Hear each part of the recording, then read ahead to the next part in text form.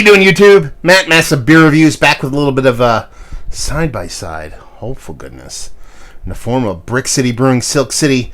It's their Cognac versus their Bourbon barrel-aged coffee version of Silk City. I've had Silk City once before. It was an aged bottle. I haven't posted a review yet. I've reviewed it actually about a month ago. But right about the time I reviewed it, I got these. I picked these up, so I figured wait on it. I'll post them all at the same time. And yeah, I actually had to go do an interview for a podcast, for my podcast. And it ended up being kind of not really at Brix City's location, but kind of like I can go around about that way and kind of pop off a couple of different places. And I had to bring my car out close to where Brix is to get it fixed. So I was like, screw it, I'll go. And just kind of hang out and grab some beers while I was there. Me and my buddy Keith went, and unbeknownst to me, they were having a release that day. So I figured that I'd pick these up. Now, the only caveat with this is I paid for one. The other one was free. The other one the brewery gave me. Why? Well, they gave it to me because they took one of their videos down. And I wanted to mention that only because transparency is key, baby. While I was there waiting in line, I assume the owner or somebody that has whatever. I actually don't know the guys from Brix, but came up to me. He's like, "Man, can you do me a favor? Just take this review you did down." And first thought that popped in my head was like, oh my God, do I have to be an asshole now and say no? Because I thought it was going to be like, I don't like what you said or whatever. He's like, I'm not going to name the beer, but he's like, there was some legal issues with the names of the beer, and it would probably you'd be doing us a solid if you took it down because there would be less ammo out there. So I took it down. It was actually the only review I ever removed in my life per a brewer's request, but I think that was a valid reason to do so. So I took it down. There's a lot more Brix videos out there. And he's like, I'll give you a free beer for it. I was like, dude, I don't want free beer for it. I literally did it right there. I was like, I'll take it down right now. I don't give a shit. But he ended up give me one. Plus, anytime people give me beers, I like you guys to know it. That way there's uber transparency on it. So there's a story for you. Let's actually get into the beers. We'll start with the Cognac over here. Silk City Imperial Stout, aged in Cognac barrels, 2019 version, 10% alcohol by volume. I don't know if there's story time. Please don't be story time. Okay, good. No. I did not want to read a lot. Number 2, we have 10% again, and this is an Imperial Stout with coffee, aged in bourbon barrels. It's with Papua New Guinea coffee from Coffee Wagon Roasters. Done. And label-wise, it's the same thing, just a little bit of color variance on it and stuff like that. So let's actually start working on this wax. I got this fucking battle axe here that will do... that's the best thing about this. Like, I like this bottle opener, and I was like, okay. Oh, goddamn, I hurt myself. I'm like, I like this bottle opener. I'm like, it's cool. It's a little bit cumbersome, a little bit heavy. But I have not had something that has dug through wax better than this goddamn thing. And I thought it'd be like, I'd cut it with this. But no, it's just pointed and just rips through this wax like crazy. So, all you bottle makers out there. Okay. Soft hiss on that one. I don't think we're going to gush. You always worry about the gushing, especially with the adjunct barrel-aged stuff. So, we sound like we're good to go. So, let's give it a whirl. Again, Cognac over here. Coffee on the other side. Do that double pour. We're so good at. Hopefully, barrel-aged beer, you're not going to have to worry about a gigantic amount of head and being all aggressive. Give that its place over there. And what do we have? I mean, they look the same. Oddly enough, and it probably has to do with just the pour, the bubbles over here on the top, and you guys can't really see them, look quite a bit different. There's like a sheen to them. There's a coloration to them. They're a little bit more, I don't know, a little bit more soapy on the top. But I think that's more just how I poured the beer. But they look exactly the same. They look like two big, huge Imperial Stouts. Big, huge, thick. Let's see what this Cognac has. Yeah, I mean, you can get that rich, deep Cognac spirit floating around there. It's not super hot. There's a little bit of hotness to it, but it's not over the top. What you do get in this is a bonkers amount of vanilla. I'm surprised there's not a vanilla addition to this. I don't know what the Silk City base is. Maybe there is vanilla, but if this is coming all from the barrel, this is a fucking vanilla monster of a barrel this came from. Yeah, big Imperial Stout roastiness. a little bit of funkiness, almost like oxidation, which is weird because it's only about a month old. And then just that big vanilla note with that soft cognac with a little bit of heat to it, but not too bad. Enough to where you're kind of excited about it. You want a little bit of heat. It's a big 10% barrel-aged stout. Let's get a nose on this coffee and bourbon. Yeah, I mean, it smells like fun coffee to the point where you can tell there's a big beer there, but I couldn't tell you that it's spirited, barreled in a spirit barrel. It's just a big, huge coffee stout, like big coffee, and there's a big beer behind it, but the coffee dominates everything in it. And it's like real coffee. It's not like cold pressed coffee. There's a bittering component to it. There's a rich kind of almost green fleshiness to it. It smells really nice. It's a nice rich roastiness. It's not burnt though. I'm digging it. So, two very smelly. It's a weird thing to say. Beers. In a good way. They had two other variants, I believe. There was like a vanilla something version, I believe, and some other one. I only, my fridge was fucking full of stouts at the time. I was like, I don't want a ton of these, so I only picked up two. So that's all you get, YouTubes. Let's dive into this cognac. Cheers.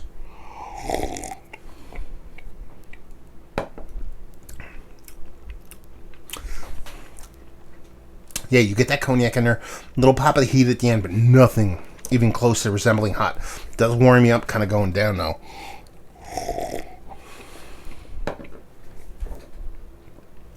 There's a buttery component to it.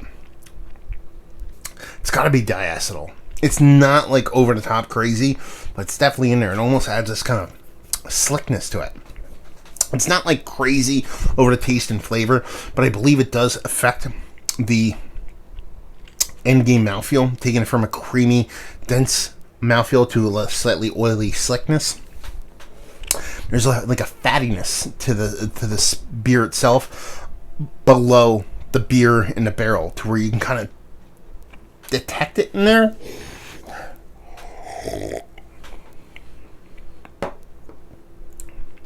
But it's not negative. So, big cognac vibes. It has an evaporative alcohol, but it's not super hot, minus a little pop and a little bit of warming going down. Big, rich stout, very roast-centric, very roast-forward. A nice sweetness to it, but not over the top. But there is that soft, slick, kind of buttery vibe kind of underneath. So keep that in mind.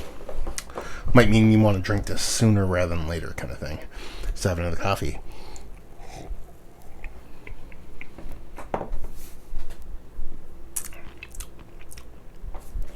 Pretty much the same thing over here. So it just might be kind of how the beer came out. Let me take a little sippy poo of water in my fancy water glass I have here. I believe that's my water glass's first appearance. It's always there. You guys just never see it.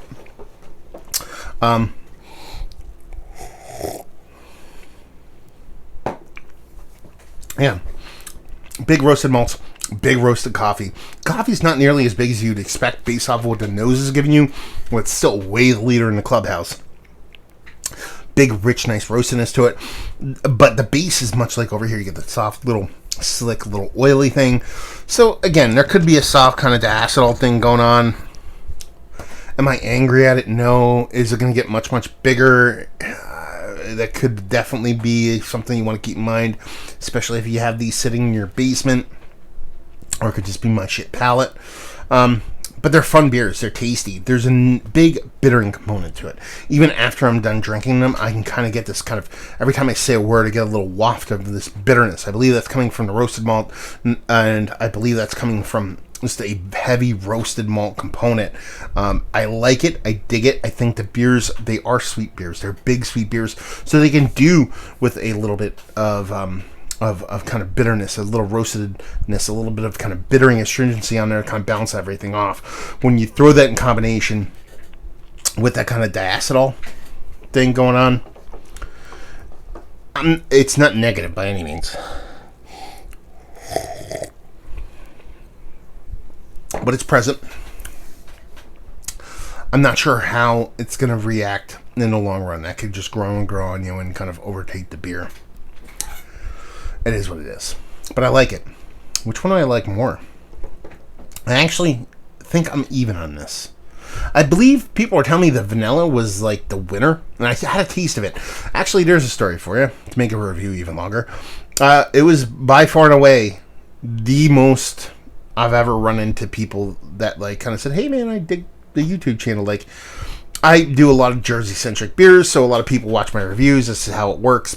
And you know, without sounding like a pretentious piece of shit, when I go out, more times than not, if I go to a brewery, unless it's like my super local brewery like Zigmeister, no one really comes up to me because, not that no one does, but a couple of people do. But that's my local haunt, so I see the people over and over. If I go to a brewery, 9 times out of 10, someone will come up to me, "Hey man, I like the channel, blah blah blah." When I went to Brix, like 8 people came up to me and it was like, "Hey," and I hung with a group of dudes and kind of chatted with them a bit, and they had a couple of the other variants, and I took some sips off theirs and ended up trying to buy one of a viewer drink, but they had like a 2-buy limit and I couldn't do it, so I felt like an asshole and all that stuff. But it was one of the cooler ones I went to, so I did have, or one of the more I don't want to say cooler. I shouldn't use that word because that makes me sound even more like a dick. One of the more humbling ones I went to, I guess you would say.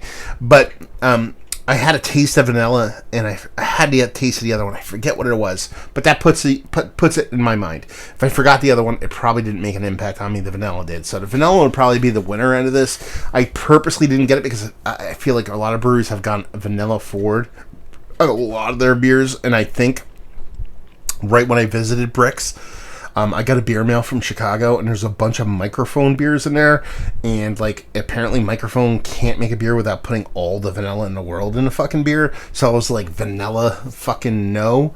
At that point, like I just had so much vanilla going on, it just didn't want to have it. So I can't really talk about the other ones, but as far as these go, they're kind of tied for me. I mean, I like this one because I'm a cognac junkie.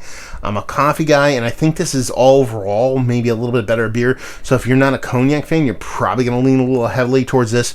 But if you're a cognac fan, this one might be your jam. So it's kind of a tie for me.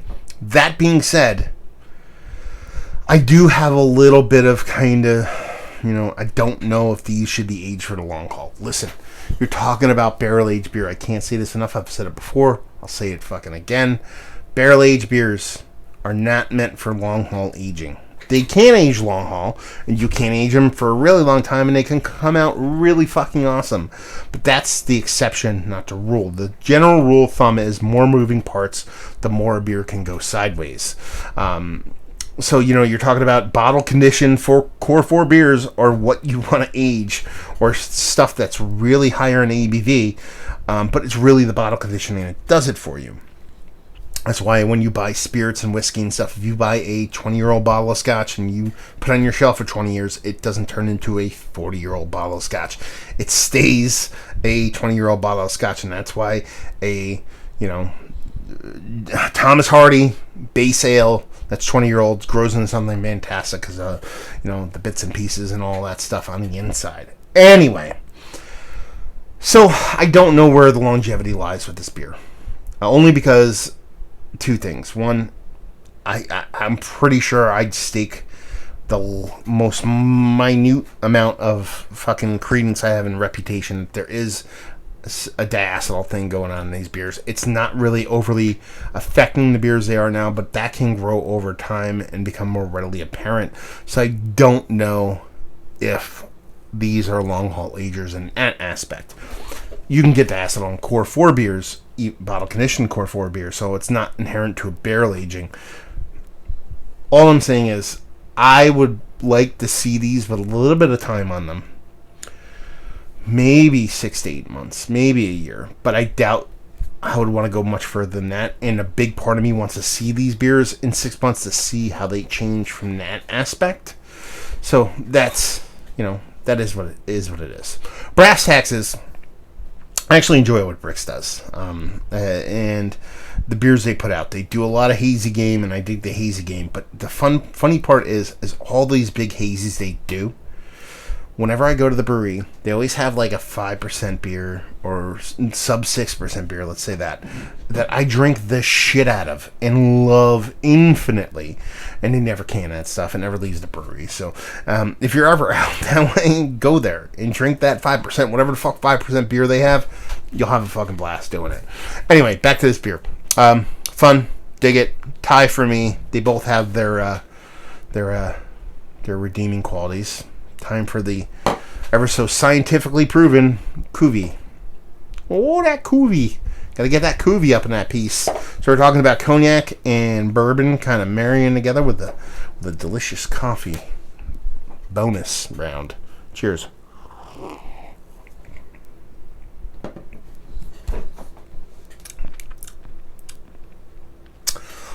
That's a delicious beer. That's the best one. Out of the three I've done, this is the best one. Because it accentuates the redeeming qualities of both sides. And it seems like that kind of slightly, I don't want to say negative. Well, it's an off flavor when it comes to acid. Isn't as huge in this. Doesn't make any sense because it's still two beers with the same fault as far as I put it. But I like it. You still get a nice big roast in there. The coffee is slightly dumbed down. It's still present there, but that bite on the coffee is a little bit smaller. You get a little bit more kind of spirit kind of bump from this cognac version, and it kind of blends really well. And now this mouthfeel that was a little bit more kind of slick, oily as they put it, is definitely more creamy. Maybe that's an oxidation, because that's a word, and I fucked it up. This is the kind of imparting more kind of bubbles and oxygen in the beer from pouring it, because that's easier to say than the word I was trying to say. It has a nice creamier mouthfeel, softness to it. That cognac comes through. The bourbon is nice. I didn't even speak the bourbon over here. That's how readily impactful the coffee was. But you're getting that nice big roasted coffee over here. The cuvee wins. I know it's called cuvee, but it's cuvee per Joe from the Beer Patrol. He coined that shit. So anyway, yeah, I dig it. The old cuvee is the winner, and yeah, there you go. Wow, that kind of went on long. I kind of feel like I kind of slowly got a little bit less enthused about it the whole time. I don't think that has anything to do with the beer, more with me just talking way too fucking long. Anyway, let's dive, or cut to the chase. Are these two of the better barrel-aged stouts I've had as of late? I believe they're still on the edge of being, they're worthy of being in a conversation on the edge of that. I'm a cognac junkie, so this kind of does it for me. I like the way the coffee presents itself. The beer itself has a little bit of flaws to it, but I'm willing to kind of forgive that because of how the other parts of the beer shine. So, yes, it's there with a little bit of kind of asterisks in the corner. Value and availability, I think it was $18 a bottle, so I paid $18 for two. Yeah. Brewery only, and leave you with, if you like what we like this. If you like cognac, if you like coffee, and you like cuvées, you will like this. If you like beer from breweries trying to do good things, I haven't pulled that one out of the sack for a while. Brix is trying to do good things. Like I said, I dig the stuff they do in-house. Their hazies are fun.